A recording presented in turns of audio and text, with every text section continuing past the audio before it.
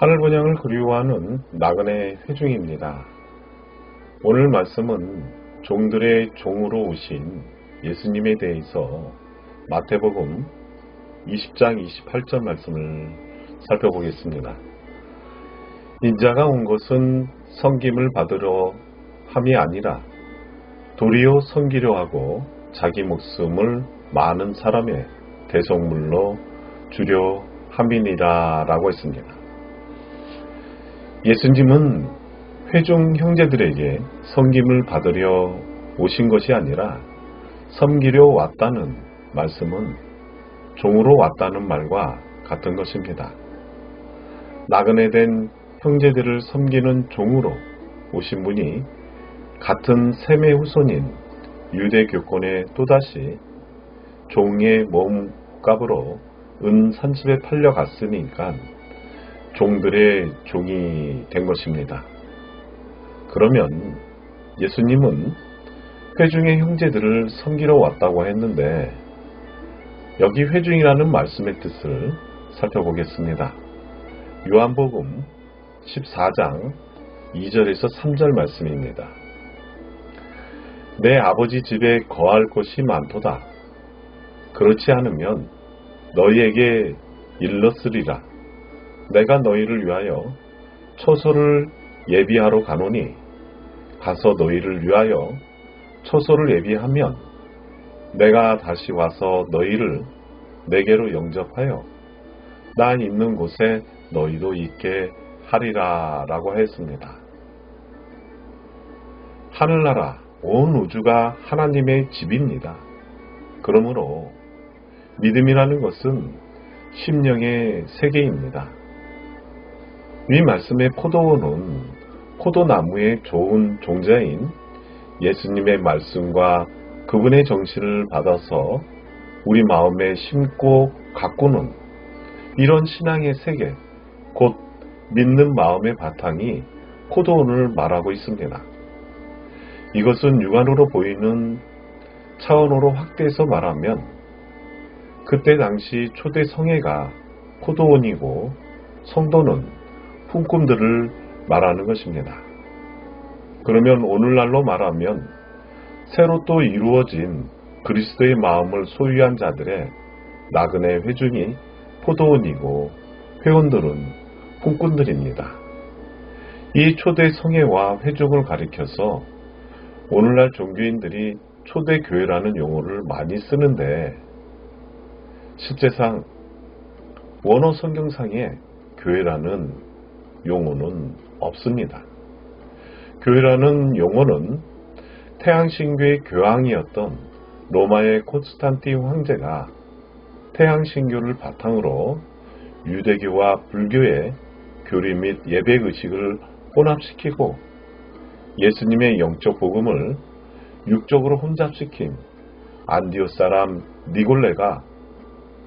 니골라가 변질된 그리스도의 정신으로 천주교를 만든 데서부터 교회가 있게 되었는데 그 후 영리와 세도의 목적으로 수많은 종교 창업자들이 성직자라는 탈을 쓰고 천주교를 그대로 본떠서 수만 가지 명칭의 개신교회를 세워놓고 성경에 없는 그 교회들을 유장 합리화하기 위해 하나님의 말씀인 원 성경에 구름을 받은 자, 헬라어로는 클레시아와 택함을 입은 자, 에클레시아를 모조리 교회로 고쳐놓은 것입니다. 우리가 믿음이 있는 자라고 생각을 한다면 한 번쯤 이 용어들을 신중하게 생각해 볼 필요가 아닌가 싶습니다. 성경 말씀에 예수님이 가라사대 하시면서 제자들에게나 이스라엘 백성들에게 부름을 받은 자, 클레시아들에게 말씀을 하는지 아니면 택함을 입은 자, 에클레시아들에게 말씀을 하는지 하나님의 뜻이 무엇인지를 알아야 나의 믿음의 삶에서 포도원의 율법 종인지 아니면 복음의 참 품꾼인지 확인을 할 수가 있는 것입니다. 그러므로 성경에 예수님의 종이라고 한 말이 많이 나옵니다. 사도행전 3장 13절에 아브라함과 이삭과 야곱의 하나님, 곧 우리 조상의 하나님, 그 종 예수를 영원 없게 하셨느니라. 너희가 저를 넘겨주고 빌라도가 놓아주기를 결함한 것을 너희가 그 앞에서 부인하였으니 라고 하였고, 사도행전 4장 27절에는 과연 헤롯과 본디오 빌라도는 이방인과 이스라엘 백성과 합동하여 하나님의 기름 부으신 거룩한 종 예수를 거스려 라고 예수님을 거룩한 종이라고 했습니다.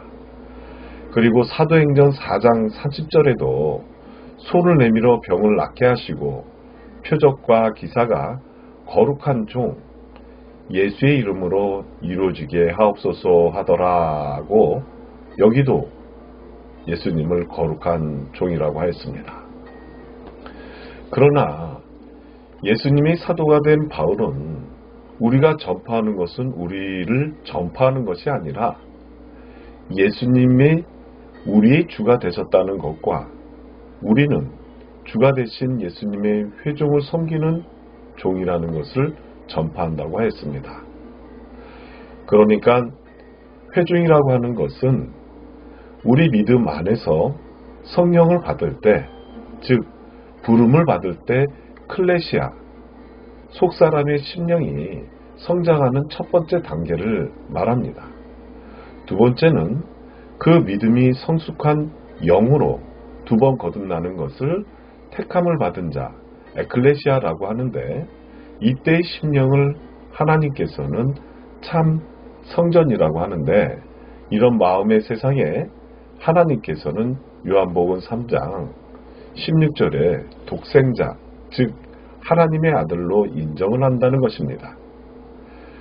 그래서 예수께서는 니고데모에게 물과 성령으로 두 번 거듭나라고 하신 말씀입니다.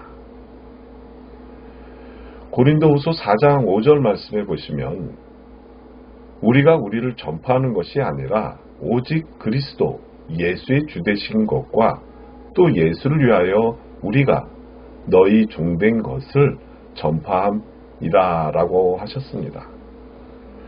바울 사도가 나타내는 것은 너희의 종이라고, 너희를 위해서 내가 살고 너희를 위해서 죽는다는 것을 의미하는 것입니다.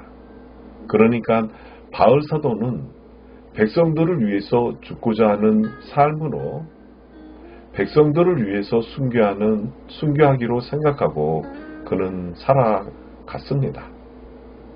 옛날 우리나라의 독립운동가들도 자기를 위해서 사는 것이 아니라 나라를 위해서 일본 사람들에게 아부하고 살아가는 사람들의 마음속에 독립정신을 불붙이기를 위해서 자기 스스로 목숨을 바치는 것입니다.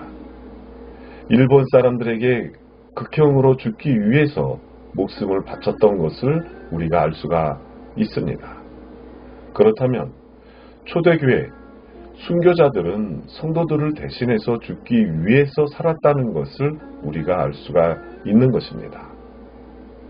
그런 거로 너희의 종된 것을 이라는 말은 종의 삶은 주인을 위해서 살아가는 것입니다.